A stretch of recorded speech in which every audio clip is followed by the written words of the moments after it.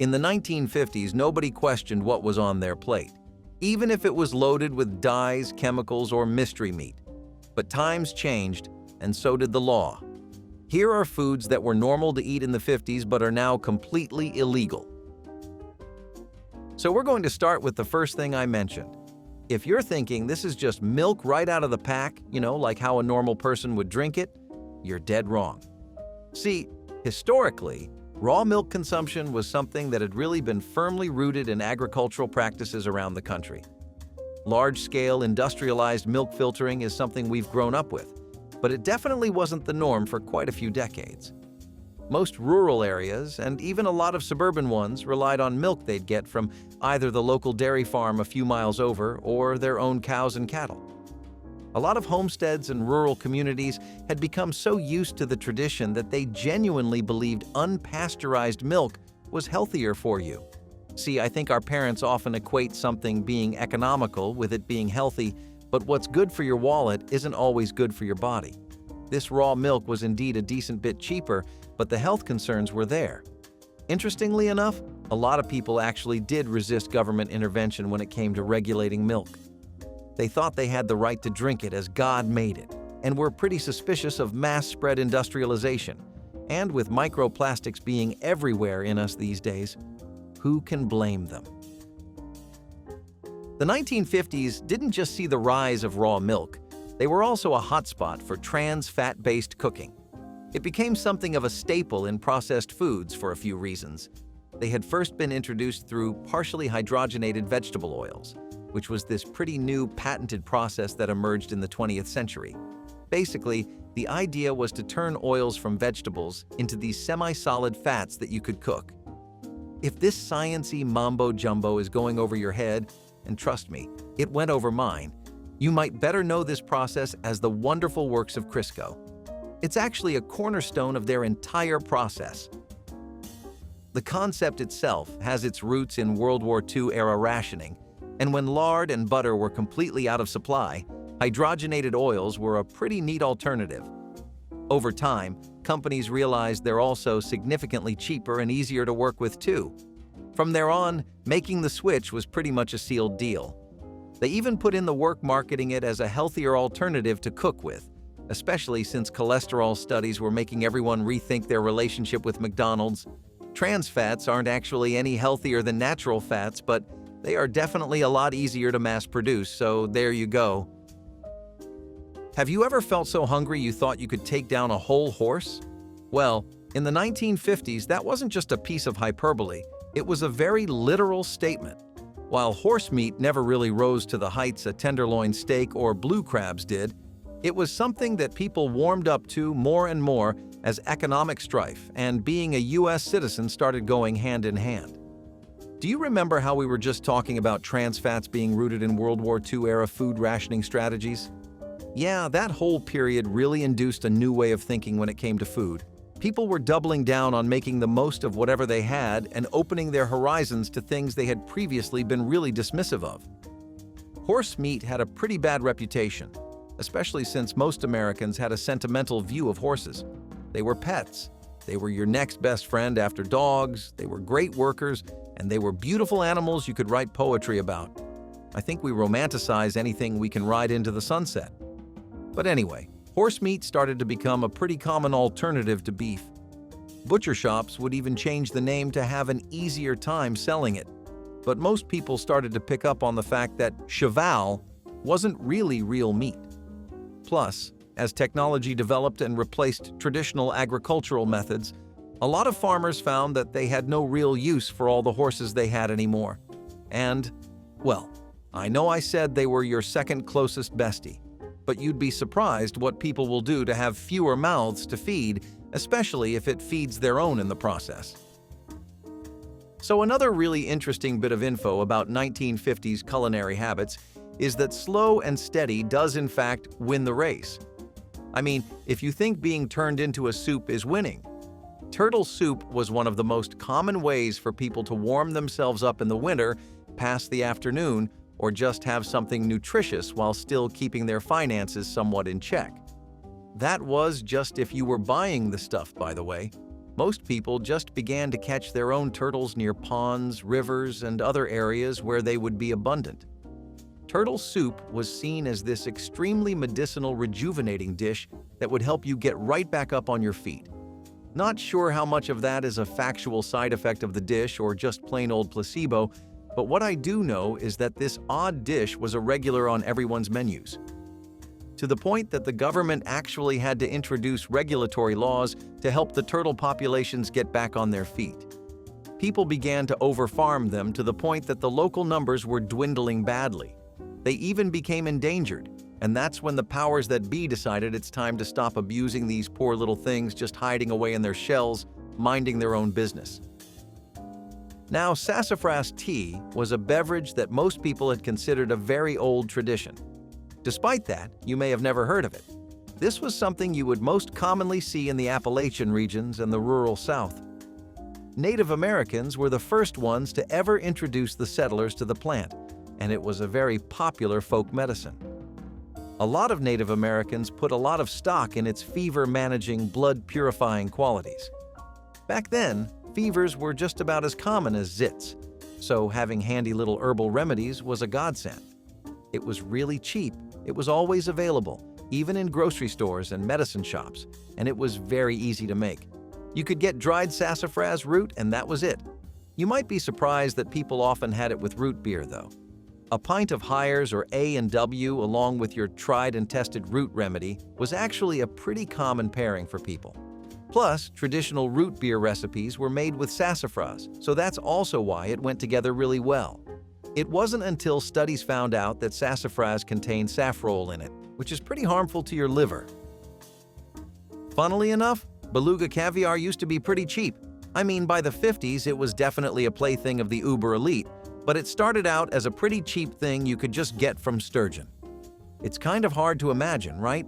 The image we associate with it today started from upper-class culture, basically putting the thing on a pedestal.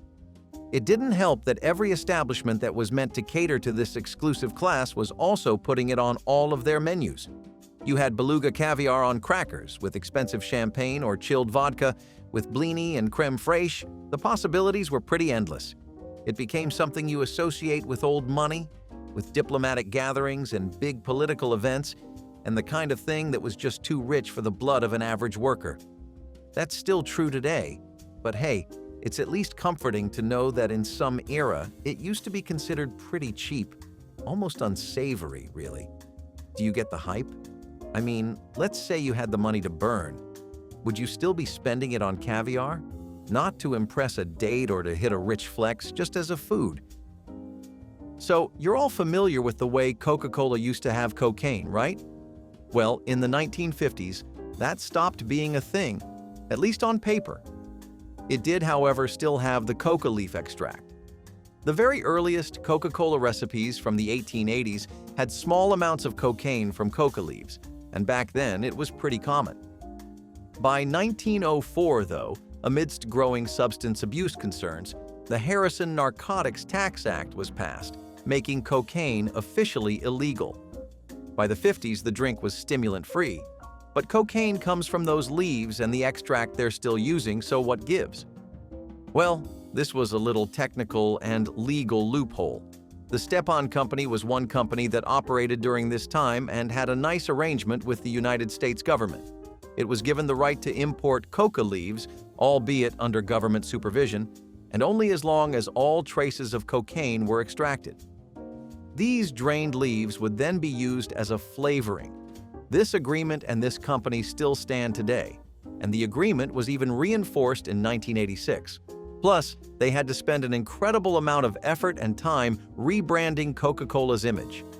By the 50s, people hadn't forgotten its powdery past, but they were starting to. That's how it's turned into the mainstream family drink you have in your refrigerator today. Lead-soldered canned foods were actually a lot more common than you would think. I mean, leading just is a bad idea, but I'm going to give them the benefit of the doubt and say that they didn't know what they were doing back then. It was a pretty unrecognized public health risk. Canning technology was definitely picking up speed, but the deep, nitty-gritty effects of all this modernization were still subjects that were being studied. Lead-based soldering was unfortunately too common before all of this advancement, and it was extremely common throughout military rationing. Now, modern industries use welded seam canning, but most cans had been sealed with lead because it was really easy to work with, making sure that the can was as airtight as it could be. It was very resistant to corrosion, and it had a very long shelf life.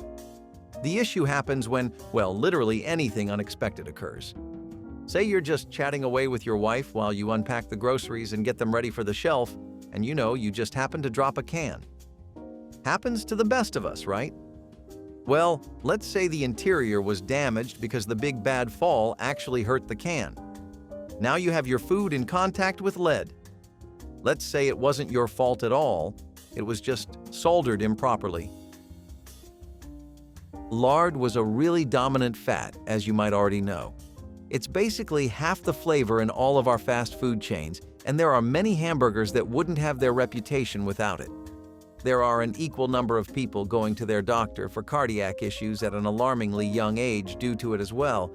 But why was pig fat rendered everyone's drug of choice? Well, in fast food frying, it was known for doing a few delicious things. It gave the food a crispy texture like nothing else did. It enhanced the flavor way better than any natural oils ever did. And since pork was already so widely produced and consumed just about, well, everywhere, it was also a lot more available and affordable than, let's say, unprocessed vegetable oils. This meant that it was ideal for the fast food industry, which almost always needed large-scale frying. Nowadays, there are places that still make lard-based fast food like in the old times, but most people were very happy trading away the flavor for the extra health gains. I guess if you really wanted an authentic one, you'd have to find somebody that tried them in the 50s because they used to use proper beef tallow back then, straight from the animal. It's still something you see a lot in little corners here and there, like Mexican-American cuisine or soul food, but as far as the mainstream goes, it's a relic of the past. Red dye number 2, or otherwise known as amaranth, was actually one of the most popular artificial food colorings ever produced. If you ever had candy, soda, processed meat, hell, if you bought certain kinds of makeup, there were high chances this was either on your skin or in your system. Now, normally, people didn't care too much about it. I mean, it's the 50s, that's kind of on brand for the time period, right? And why would they? It was resistant to heat, it could be used in liquid form and powder, it was a lot cheaper, easy to produce in bulk, it could be used with everything, and the color was just spectacular. So some of you might immediately express a lot of enthusiasm after hearing that. But some of you might think, what's the catch?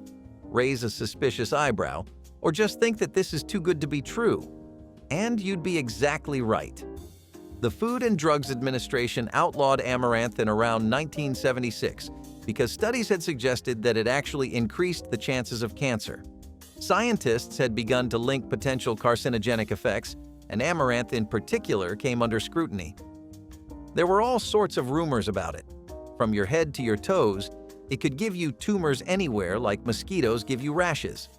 This pretty much sealed the deal for the industry, and as they wanted to get ahead of the issue, the ban became a pretty clear solution. You know what the 1950s were also about? Food experimenting, and I mean in more ways than one.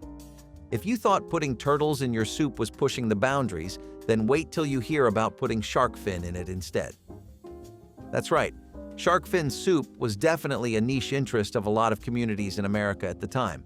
From Chinatowns in big urban hubs like New York, Los Angeles, and San Francisco to Chinese banquet halls that really emphasized authentic, faithful traditional dishes. It was a time where everyone was buying into the craze, and I mean this is the same generation that grew up with Coke in their Coke. Shark fin soup didn't last long in the mainstream, and in fact, it didn't really get there either. A lot of those issues stemmed from costs. Shark fins were always imported, and they were very expensive to source. Outside of a Chinese, Japanese audience, there just wasn't an audience that could really appreciate it or have consistent demand for it. As fancy as it was, and believe me, while it was niche, it was definitely a status symbol. There just wasn't enough practicality. Potted meat is something that's definitely not a niche or something Americans are unfamiliar with. As our history says, we've actually been potted meatheads for quite a while now. It was one of the most widely available sources of protein in most American homes after all, to the point that the most popular companies became household names. Whether you were using Armour's Tangier meat or Underwood's slightly saltier ones, it was a spreadable meat product that made the difference between going to bed hungry and going to bed somewhat full.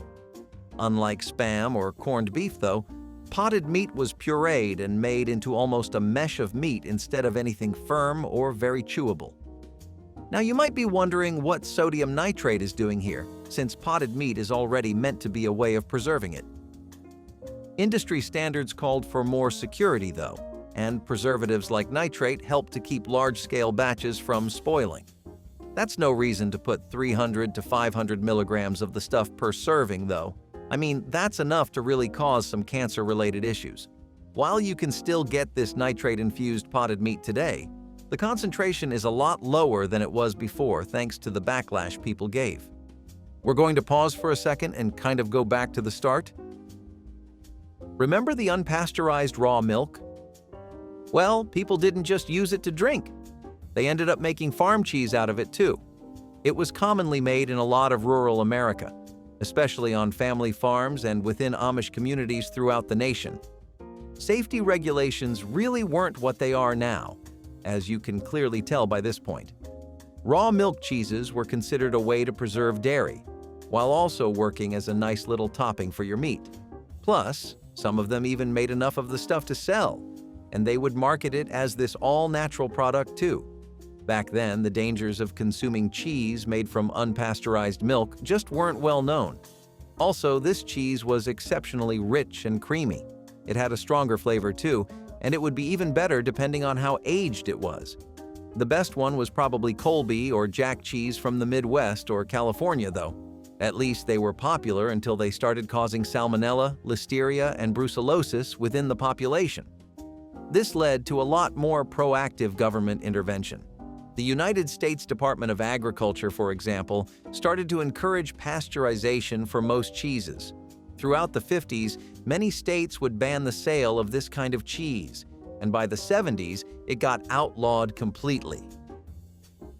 Before I start telling you about the tragic downfall of absinthe, let's do a little summary on what it really is.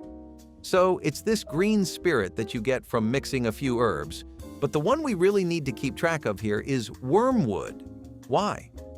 Well, besides the fact that it gets its name from wormwood, Artemisia absinthium, the thing itself has a spicy little compound we call thujone, or otherwise known as the 50s equivalent of acid. Except we're not talking about a nice little trip with your friends and your sunset lamp psychedelic playlist. This time, we're talking about cases of epilepsy, insanity, and aggression in users. This eventually evolved into hysteria after the absinthe murder of 1905. One Jean Lanfray ended up killing his entire family after a long night with absinthe and several other drinks. And by 1912, hysteria had gotten so bad that the United States had outlawed it completely. In the 50s, you still couldn't get it legally, especially not for personal use. You would have to get it smuggled in from Spain or Portugal, and most people would just make bootleg absinthe, which was even worse. I mean worse as in it'll do whatever alcohol does to you regularly. Scientists ended up finding out that thujone actually doesn't cause insanity or anything of the sort, and Jean was just yet another drunken homicidal maniac. In the 1950s, it was pretty common to see a certain ingredient known as bisphenol A in most canned foods. They were always in the linings. Now, the interesting part of this is that this was actually so adaptable that it went in everything from canned food to baby bottles, but it wasn't until much later that people got to know about how dangerous it was. Concerns had been popping up of women having hormonal or reproductive issues and children having issues in development. This was found to be linked to BPA. Apparently, the thing is an endocrine disruptor, which means it can trick your body into thinking it's producing more estrogen than it is. Still, throughout the 50s, companies were trying to make this the industry standard. After a while, they pretty much succeeded at doing it too. It got approved by the FDA and everything, but hey, we all have hiccups. Any Campbell's or Heinz products would usually have it, and lots of canned fruits also were built with it. Pretty weird how easy it is for this stuff to get around, huh? Ketchup's near and dear to everyone's hearts, but most of us are used to it being red on its own. In the 50s, though, people actually bought artificially colored ketchup. This was completely red, almost obsessively so. In hindsight, it wasn't that odd for food colorings and synthetic dyes to be used, but towards the 50s, and particularly the end of the 50s, started using all kinds of strong dyes. There was an almost strange obsession with getting the perfect cherry red aesthetic for each ketchup company. All of them were doing this: Hunt's, Del Monte's, and even Heinz. They started to have it in just about every ketchup product they released. This one never really became illegal. It's still something they do to this day. But there definitely was a lot of demand for natural ketchup lately. I kind of get it. It's just a dip made out of tomatoes, so why bother making it extra red? These next few items are really going to take you for a spin. I mean, we've had horses and turtles so far, but these really come into the top 3. Starting off with number 3, we have real haggis. If you don't know what this is, I regret to inform you, but it's literally every major organ of a sheep, from the lungs to the heart and liver. On top of that, it had suet, onion, salt, pepper, spices, oatmeal, and it was encased in the clean stomach of a sheep. Yeah, just sit with that one for a moment. So, a bit of good news. Even in the 50s, this was illegal. The United States Food Authority had banned the sale of lungs from any kind of livestock, and sheep were one of the strictest no-goes. This was even as early as the 30s and 40s. While there are technical reasons for it, I don't think you need anyone to explain to you why it's a bad idea to eat any of that. There were other versions of haggis made, just without the lungs. At some point, people kind of abandoned the medium of sheep as a whole. They switched to beef sweet, commercially available beef liver and hearts, and other organ meats, usually from pork. It was a Scottish curiosity to many, but it's one I wouldn't mind leaving unsatisfied. Opium-based tonics were actually a lot more common than you would think. Tonics used to have morphine, codeine, and opium in them, and in pretty jarring amounts. You would think people would have learned their lesson from absinthe, but at least that was just paranoia at work. Opium actually is pretty addictive and has some incredible potential for long-term damage once the damage is done. We talked a little about the Harrison Narcotics Act, and it is relevant here too. It was only after tighter regulations finally made a dent in the supply of opium that the government started having a grip on it. Before that, it was pretty much the most common drug you could get for yourself throughout the entire country. People bought it for relaxation, pain relief, cough suppression, and a lot more.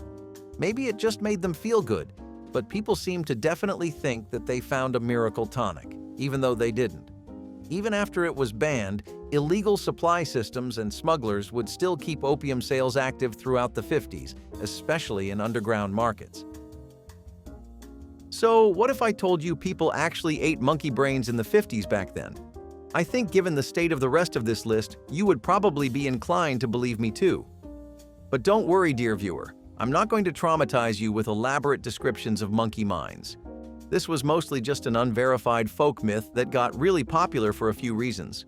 Generational discontent with the uber-wealthy, popular myths about Chinese cuisines, and a lot of over-the-top elaborate fictional propaganda by Hollywood films. I don't mean actual propaganda, but some films might have spread the idea that monkey brains were actually consumed, when that couldn't be further from the truth. The Temple of Doom and the original Indiana Jones were still really good movies, though. Don't let odd scenes with monkey brains for dessert turn you off from that. If we actually look at the facts, though, no one can really find any historical evidence for monkey brains being a solidified culinary moment in American cuisine. There would at least be super niche references to a dish if it was underground, a part of a specific culture or some kind of phenomena only in specific culinary circles, but nope, nothing comes up for monkey brains. And I thank God for that.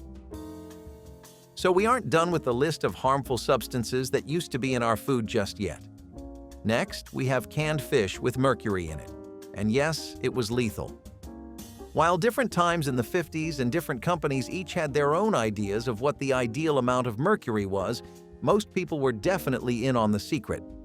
So the thing about mercury is that it's actually very present in the environment, but that's always been in very manageable amounts. It wasn't until there was such a sharp increase in coal burning and chemical manufacturing that mercury levels shot through the roof throughout the country. It also led to a higher amount of a particularly dangerous kind of mercury, which was methyl mercury. Not just the cans. People were starting to get really concerned about the amount of mercury in their fish, too. Plus, testing was really limited, and there were very strict regulations on mercury content. It wasn't until the 1970s that this would change, and a cap of 1 parts per million was set on canned tuna. This was a start, but think of all the damage it already did. How many times did your grandpa potentially eat mercury-laced mackerel or tuna? Cooking fast food in Crisco with trans fats was an interesting little rebranding project. The government came up with its own very interesting little ways to respond to the rising health concerns that people had begun to rightfully have. Over the years, they had literally been exposed to drugs and other toxic substances in their food after all. One of those was the entire hype around hydrogenation, or basically, turning liquid vegetable oil into a cooking fat. For Crisco, that was cottonseed oil first, and later, soybean oil. It was marketed as a much superior alternative to lard and butter, the latter of which was starting to become really expensive for most people to buy, at least while the economy was still reeling from the entire first half of the 20th century. Funnily enough, trans fats were later linked to increased risks of heart disease, and they actually weren't healthier for you at all. Crisco stopped using them a while before we hit the 2000s, so don't worry. It's just the regular old oil for us now. This might not be surprising, but we are actually really picky about what food we eat. Like, really. Did you know the entire point of farmed salmon with artificial dyes was just to make it look more pink? Farmed salmon typically always had a bluish-gray color to it, and that just wasn't really attractive. It put people off from eating it, but that wasn't something the government was comfortable with letting slide because they put a pretty penny into farming all those salmon. Well, wild salmon had their attractive pink color from the amount of krill and shrimp they always ate, which naturally made them have a much more reddish tone to their skin and meat.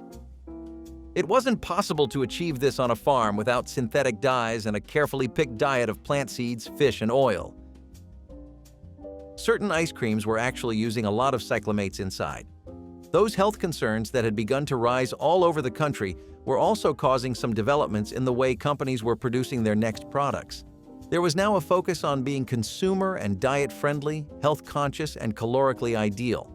Cyclamate was seen as one way to help ice cream be decently less fatty, and it also let people enjoy their favorite flavors with half the guilt. Sugar substitutes like cyclamate were really good at sweetening foods, and they also didn't have that many production costs, so it would help with large-scale production. Over time, though, especially towards the 60s, concerns were starting to rise about whether or not this stuff was entirely safe. Studies were linking really high levels of cyclamate to carcinogenic effects in lab animals, and eventually, 9 years later, in 1969, the Federal Food Authority decided to ban it. They banned it on the basis of preventative medicine, essentially.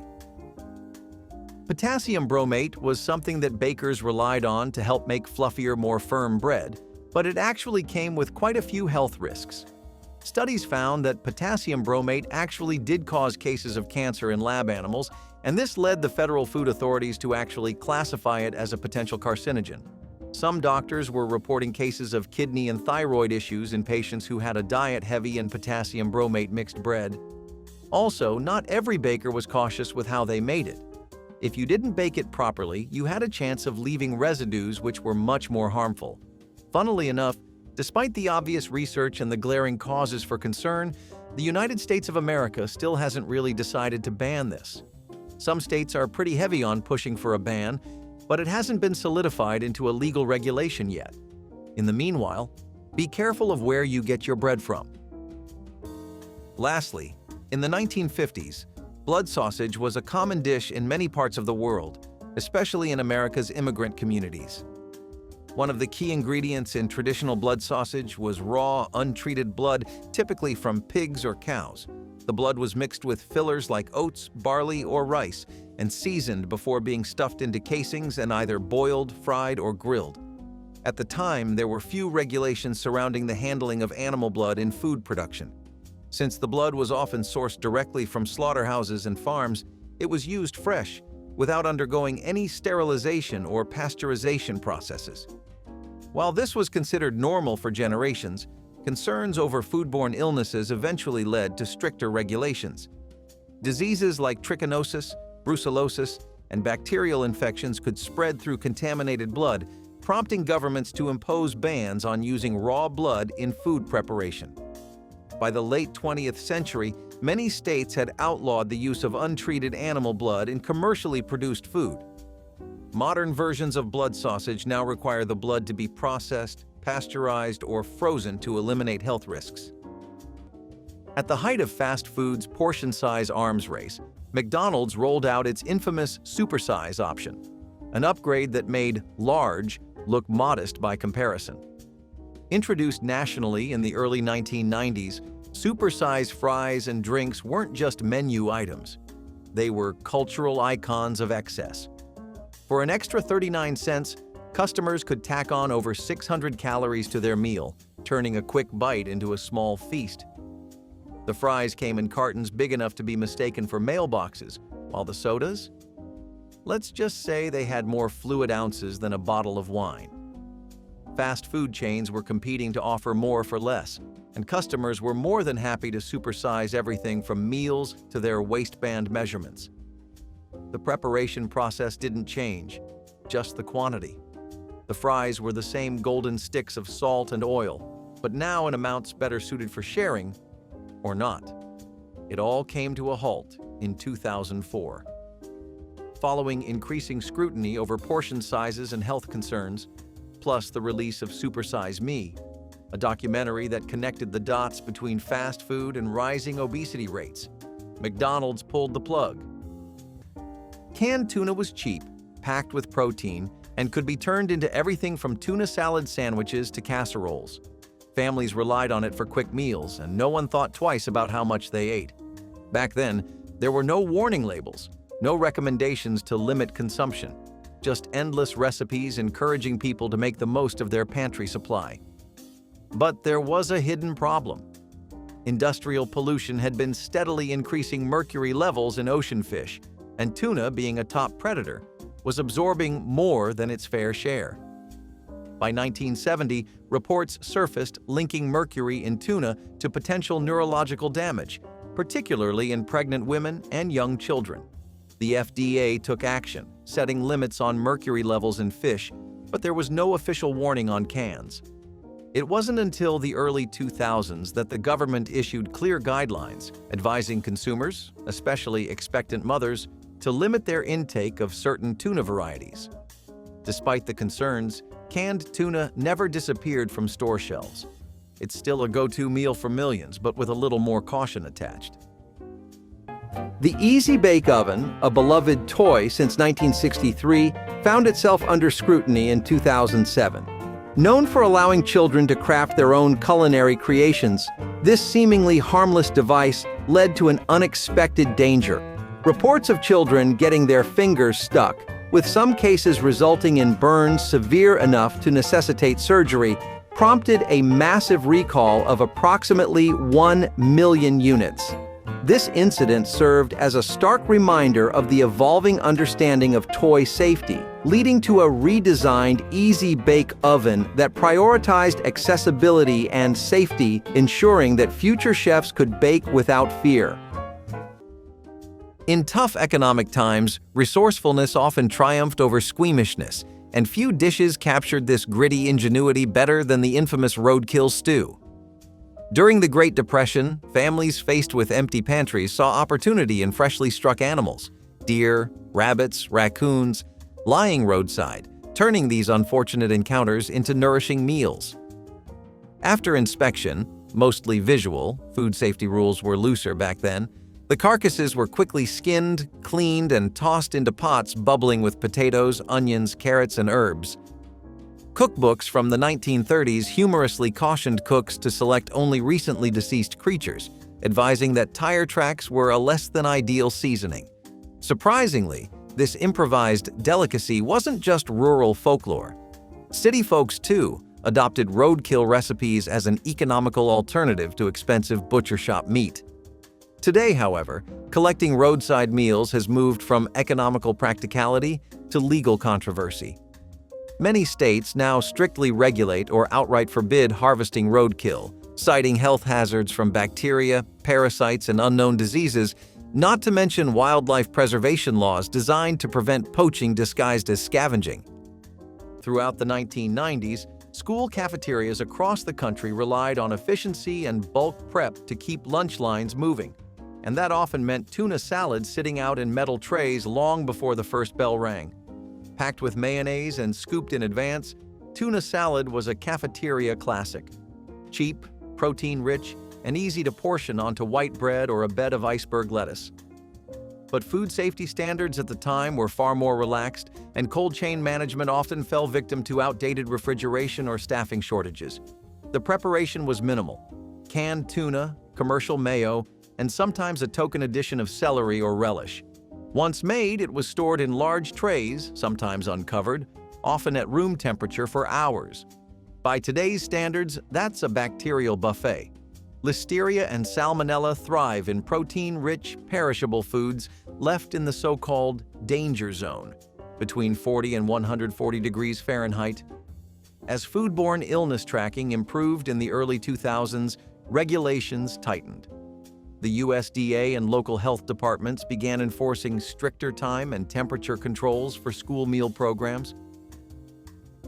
A crisp autumn day in the 1970s wasn't complete without a trip to the local farm stand. Fresh apples, homemade pies, and of course, a jug of unpasteurized apple cider, cloudy, rich, and straight from the press. It was a seasonal tradition, the kind of drink you poured into a glass and sipped cold, or warmed up on the stove with a cinnamon stick. No labels, no expiration dates, just fresh pressed fruit in its purest form. For generations, farm-fresh juices were a staple, especially in rural areas where people trusted their local orchards.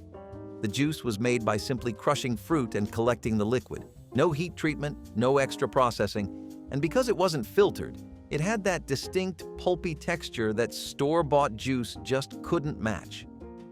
But as food safety research advanced, so did concerns over harmful bacteria like E. coli and salmonella. Unpasteurized juice, while natural, carried risks, especially for children and the elderly. By the 1990s, regulations tightened, requiring warning labels and, in many cases, pasteurization for commercial sale. While you can still find raw cider at some farm stands, it often comes with a disclaimer. In Depression-era America, protein was at a premium, and butcher shops quietly began offering an unconventional choice to economically strained families: horse meat. Marketed discreetly as an affordable alternative to beef, horse meat steaks, sausages, and roasts made regular appearances on dinner tables. Recipes often called for marinating the meat overnight to tenderize its notoriously tougher texture, while seasoning with garlic, bay leaves, and red wine could cleverly disguise its slightly sweeter, iron-rich taste. Interestingly, newspapers of the time published editorials praising horse meat's nutritional value, hoping to encourage skeptical diners to saddle up and give it a try. However, public acceptance faded rapidly after World War II, as horses transitioned fully from livestock status to beloved pets, sparking a cultural backlash against consuming an animal more commonly pictured pulling carts or carrying cowboys into sunsets.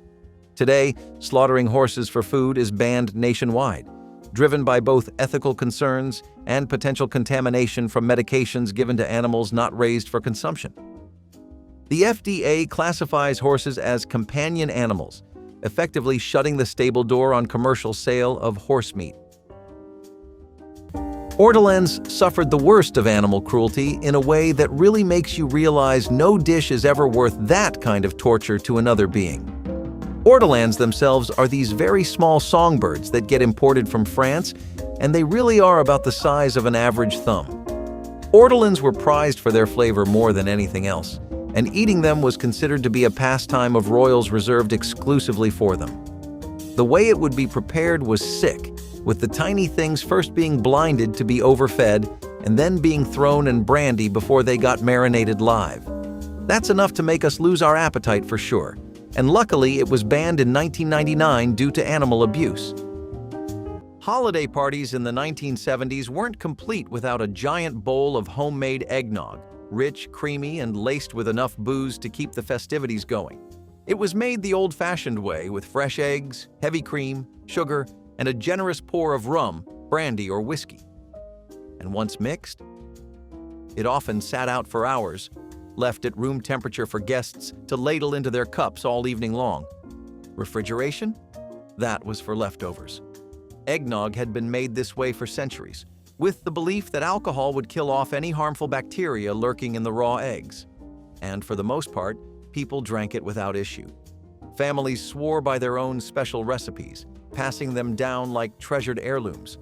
The longer it sat, the better the flavors blended, or at least that was the logic. But as food safety research advanced, experts started warning that alcohol wasn't the magic disinfectant people thought it was. Raw eggs carried the risk of salmonella, and dairy left out too long could turn an indulgent holiday treat into a fast track to food poisoning. By the late 20th century, pasteurized eggs became the safer choice, and most modern eggnog recipes required refrigeration.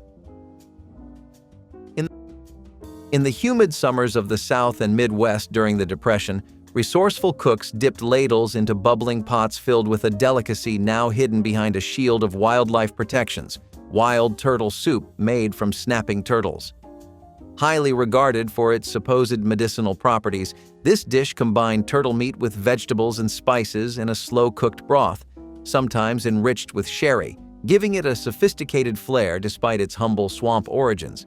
Catching snapping turtles required skill and caution.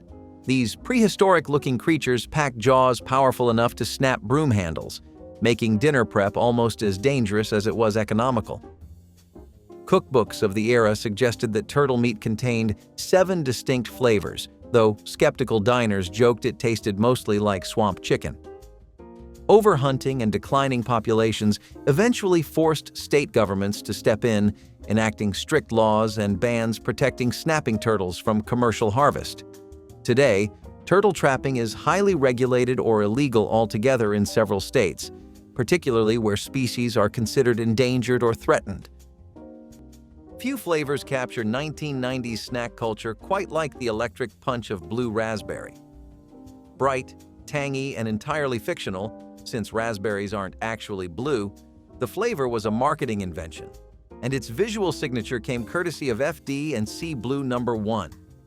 Found in everything from freezer pops to gummy sharks, powdered drinks, and sour straws, this synthetic dye gave snacks their neon glow and helped brands stand out in crowded grocery aisles. It wasn't just added for color, it was added for identity. The process was industrially simple. The dye was mixed directly into the syrup, batter, or gelatin base during manufacturing. The result? Snacks that could stain your tongue for hours and your fingers for longer. Kids loved it. Parents tolerated it. Regulators eventually took a closer look. Though Blue No. 1 was approved by the FDA in 1969, it came under increased scrutiny in the late 1990s and early 2000s due to rising concerns about synthetic dyes and their potential links to hyperactivity in children. European regulators began requiring warning labels or replacing it entirely. In the US, while not banned, manufacturers were pressured to reduce heavy concentrations, especially in foods targeted at young children. By the 1970s, margarine had secured its place as the healthier alternative to butter. It was cheaper, lasted longer, and, thanks to trans fats, stayed solid at room temperature while giving baked goods that perfect flakiness.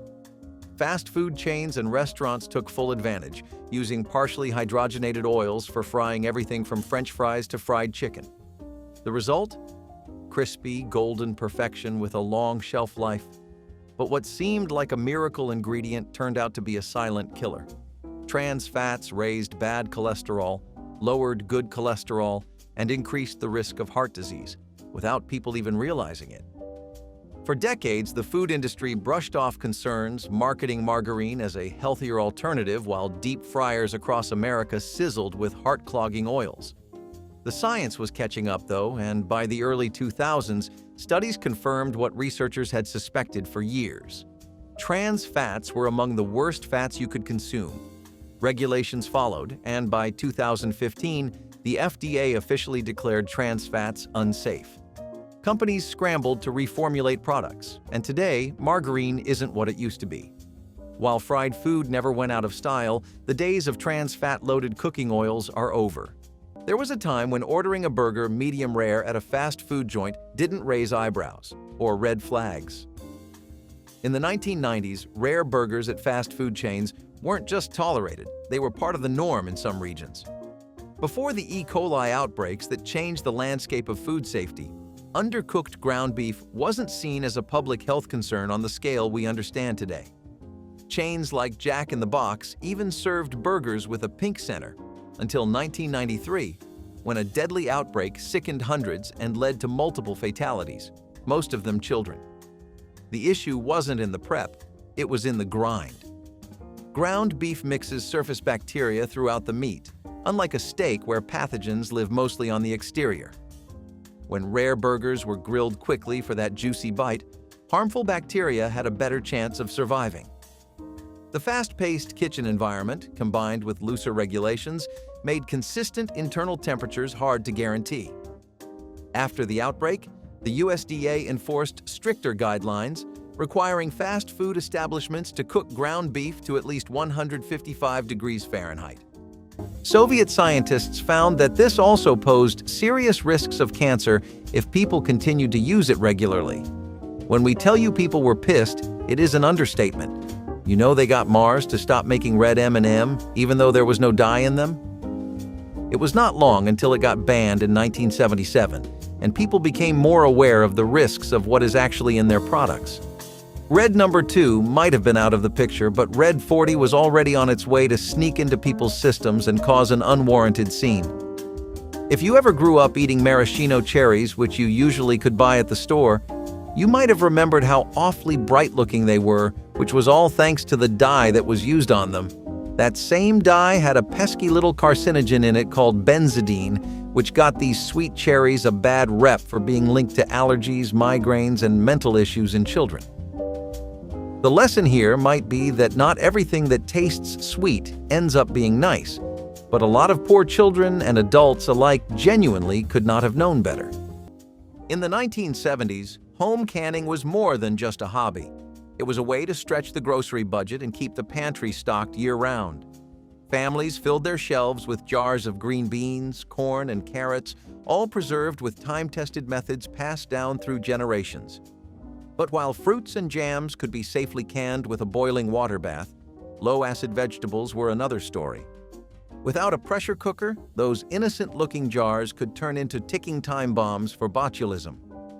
For years, many home canners relied on boiling water alone, believing that if it sealed, it was safe. Some added aspirin or vinegar, thinking it would help ward off bacteria. Others simply trusted the process. After all, their grandparents had done it. The problem? Clostridium botulinum, the bacteria behind botulism, thrives in low oxygen, low-acid environments like improperly canned vegetables. It doesn't change the taste, smell, or appearance of food, making it nearly impossible to detect until symptoms appear. As cases of botulism poisoning mounted, food safety officials began cracking down, emphasizing the need for pressure canning. Before neatly packaged pork chops arrived wrapped in cellophane at supermarkets, families in Depression-era America took matters and meat cleavers into their own hands. Home-slaughtered pigs without inspection weren't just rural tradition, they were economic necessity, a direct route from the backyard pig pen to dinner plates nationwide. Neighbors often gathered together, turning butchering day into a social event, perhaps the original farm-to-table movement, minus the trendy menus. Pork cuts were carefully salted, smoked, cured, or canned in cellars without official oversight, and sausages stuffed by hand provided protein all winter. Interestingly, nearly every part found a use, including rendering fat for lard or transforming scraps into sausage, a testament to Depression-era thriftiness. Yet these home-slaughtered practices carried hidden dangers. Unsupervised slaughter led to contamination risks, including trichinosis outbreaks and food poisoning incidents that pushed authorities toward regulation. Today, selling home-slaughtered pork without USDA inspection isn't just risky, It's illegal nationwide, intended to protect public health and ensure humane animal treatment standards. Tucked into custards, cookies, and creams, artificial vanilla was a quiet staple in countless 1990s desserts. But what many didn't know was that some of this flavor came from Tonka beans, a fragrant seed native to Central and South America, known for its rich, complex aroma. The compound responsible, coumarin, mimics vanilla with earthy, spiced undertones and was prized for being cheaper than the real thing. Ground Tonka beans were occasionally used in boutique food production or imported flavorings, especially in international markets. For a while, it was the secret star behind some unusually aromatic vanilla extracts. Preparation was straightforward. The beans were dried, ground, and used in small quantities. Though the flavor was potent, it only took a dash to elevate a dessert. But therein lay the danger. Coumarin, in higher doses, was found to cause liver damage in animal studies, and the FDA took no chances. As early as 1954, the use of Tonka beans in food was banned in the US, but enforcement was inconsistent. By the 1990s, increased food safety inspections brought it under stricter regulation. While the ban remains in effect, Tonka beans are still legal to possess and use in non-edible products like perfumes. Before pasteurized eggs became the standard, raw eggs were a common ingredient in homemade recipes, especially in rich, creamy dishes like eggnog and mayonnaise. It was just how things were done. Grandma didn't think twice about cracking a fresh egg straight into the blender to whip up a batch of silky mayo or stirring raw yolks into a holiday eggnog that packed as much punch as the bourbon inside it. It was tradition, and nobody questioned it until they had to. By the late 20th century, food safety experts started raising alarms about the growing risk of salmonella contamination. Unlike today's commercially pasteurized eggs, the ones sitting in a 1970s fridge came straight from the farm, sometimes with a little extra nature still on the shell.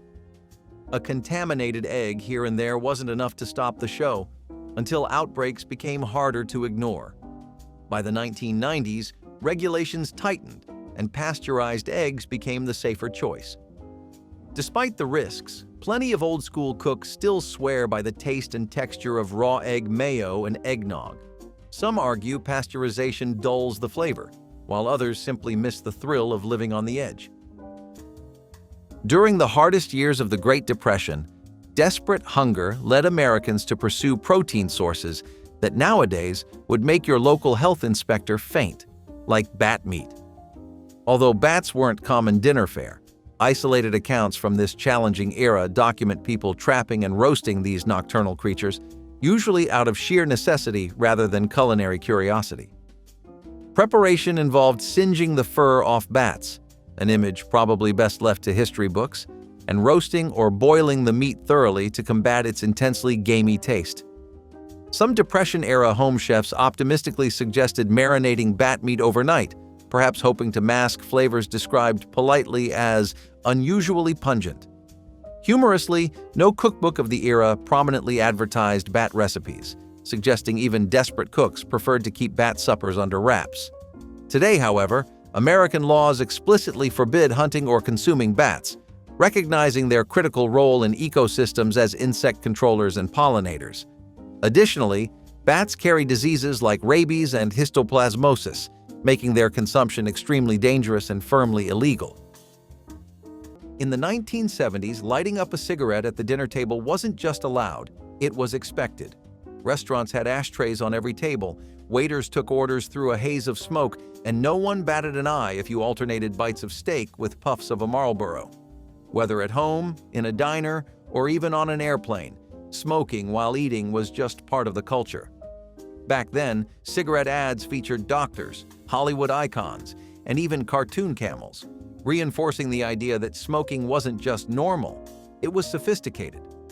Families would gather around the table, and after a home-cooked meal, someone would light up without a second thought.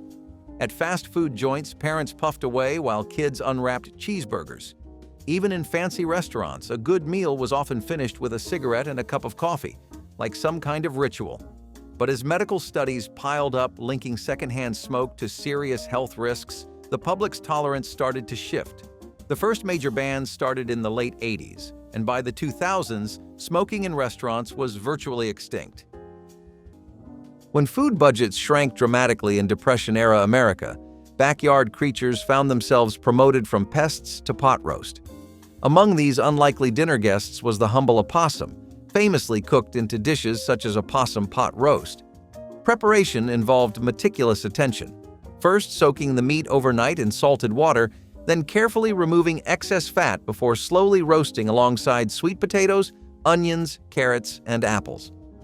Cookbooks from that time proudly featured detailed opossum recipes, reassuring skeptical home chefs that the meat was tender, mild-flavored, and almost as good as pork, though likely no opossum ever felt flattered by the comparison.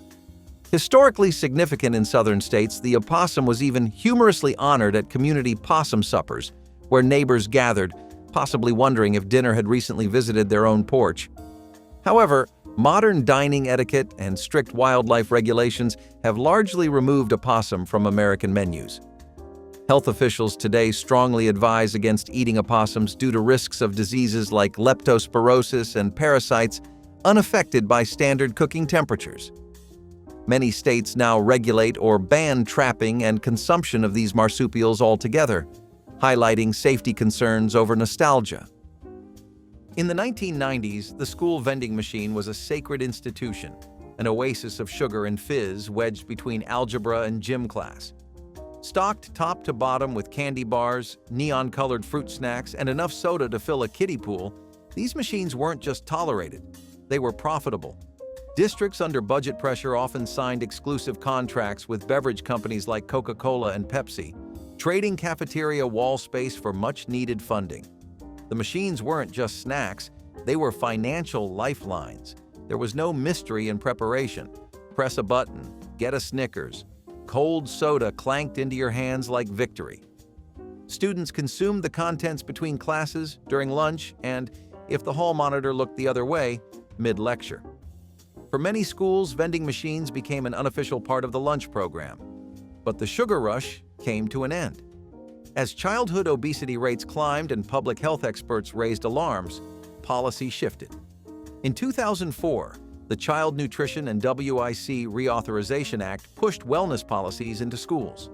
By 2010, the Healthy, Hunger-Free Kids Act gave the USDA authority to regulate what was sold during school hours. When desperation tightened its grip in the Great Depression, even the backyard robins and sparrows became fair game. Commonly known as songbirds, these feathered neighbors found themselves starring unwillingly in Depression-era dishes. Families employed homemade snares, nets, and carefully aimed slingshots to secure their tiny meals. Once captured, the birds, typically robins, sparrows, or blackbirds, were plucked, gutted, and roasted whole over open fires or baked with potatoes and onions into miniature pies. Interestingly, a 1930s household recipe even recommended skewering songbirds, seasoning lightly, and cooking rapidly, likely the original, less glamorous predecessor to today's fancy hors d'oeuvres. But this culinary trend, born purely of necessity rather than preference, soon faced heavy legal scrutiny. The Migratory Bird Treaty Act, established earlier but strictly enforced post-Depression, outlawed hunting, capturing, or consuming migratory songbirds to prevent their declining populations. Today, violating these regulations could result in hefty fines or even imprisonment, making songbird skewers a costly dish indeed. By the 1970s, the diet food industry was booming. With calorie counting in full swing, people were looking for ways to satisfy their sweet tooth without the guilt. Saccharin became the answer. Found in everything from diet sodas to sugar-free desserts, it was a game changer. Hundreds of times sweeter than sugar, yet with none of the calories. It didn't taste exactly like sugar, but for those determined to stay slim, it was close enough. Saccharin had actually been around since the late 1800s, but it wasn't until the mid-20th century that it took over the diet market. People stirred it into their coffee, poured it over cereal, and downed it in soft drinks like Tab. It was everywhere, until scientists started raising concerns. In the early 1970s, studies linked saccharin to bladder cancer in lab rats, setting off alarm bells. The FDA responded by mandating warning labels on products containing the sweetener, effectively scaring off a lot of consumers. Despite the controversy, saccharin never fully disappeared. Later research suggested the rat studies didn't translate directly to humans, and by 2000, the cancer warning was removed. Today, it's still around, though it competes with newer artificial sweeteners. Back then, though, it was the diet craze's best friend, until it wasn't. Throughout the 1990s, corner stores and swap meets across the U.S. offered a colorful array of imported candies, often from Mexico, Southeast Asia, and Central America. With bold flavors like tamarind, mango chili, and sour plum, these sweets offered something different from the typical chocolate bar or lollipop. But beneath the foil, there was a hidden danger. Several of these unregulated imported candies were packaged in wrappers containing lead-based inks or dyes, sometimes even using recycled newspaper material for wrapping. The risk wasn't in the candy recipe itself, but in the packaging leaching toxic residue onto the product over time. These candies were consumed just like any other, ripped open and eaten on the go, often by children, the demographic most vulnerable to lead poisoning. Many importers at the time didn't have to meet U.S. safety or labeling standards, especially if the candy was being sold informally or through non-chain retailers.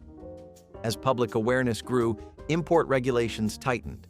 The FDA eventually caught on after a series of studies in California found lead levels well above federal limits in several popular brands. This wraps up the list of illegal dishes that once were at the center of dinner tables in the 50s. Let us know which food you would like to try in the comments below, and don't forget to like and subscribe.